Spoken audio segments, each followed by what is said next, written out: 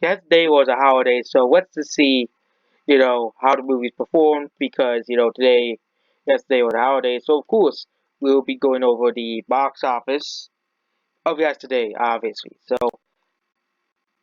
they have it for yesterday. So, they actually have the whole one on Rockstar Jojo.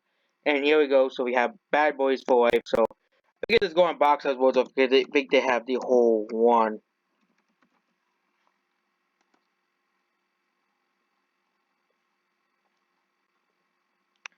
Of course, the domestic gross isn't that high. So, we have Rock says both are at the phone numbers yet. The numbers is kind of lagging behind, but Star Wars: The Rise of Skywalker actually did pretty okay, surprisingly. It is a 4-day weekend, so you have to count that in. It is still only at number 5. If we compare the top 10 movies to the drops of the top 10 movies, you can see that second biggest drop was the third biggest drop actually. Though, you know, but one of the biggest drops by yet by year to day, is Star Wars in the top 10. Okay, Star Wars has dropped just as much as the only movie that dropped more is 1913 and Knives Out, which 1913 is a newer movie and Knives Out has been out for a long time. So Star Wars is behind 1917 even as well, and 1917 came out as 2 weeks old. So and of course, it dropped bigger than Bad Boys for Life, but Bad Boys for Life had a $62 million opening, so that drop wasn't really that big. It was really bigger because it had a bigger gross as well. So of course, the drop was bigger.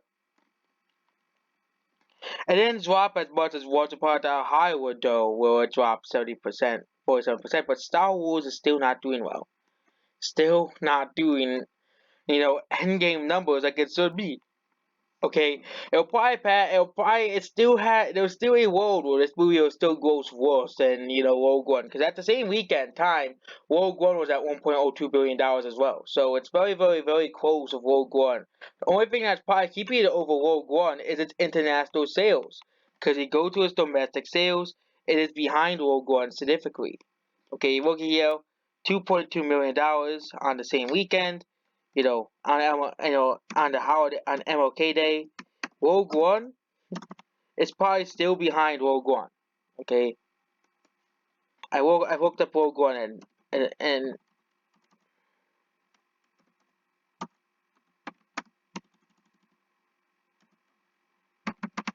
I was look up Star Wars and we see Rogue One. Rogue One is at the same time, not domestically still doing worse than Rogue One. We gotta count on MLK Day. Rogue One is doing is at 501 million, so that means it's Rise of Skywalker is still behind Rogue One. It's still behind it, and it's gonna gross fairly similar to Rogue One's unadjusted gross, which is pretty sad for the Star Wars franchise. The fact that this franchise is dying as a whole, the fact that this franchise is still doing that badly. Okay, Star Rogue One was at $501 million at the same time. So that means Rogue One is around 7 million ahead of Star Wars: The Rise of Skywalker and is increasing by the day. That's basically it. Goodbye.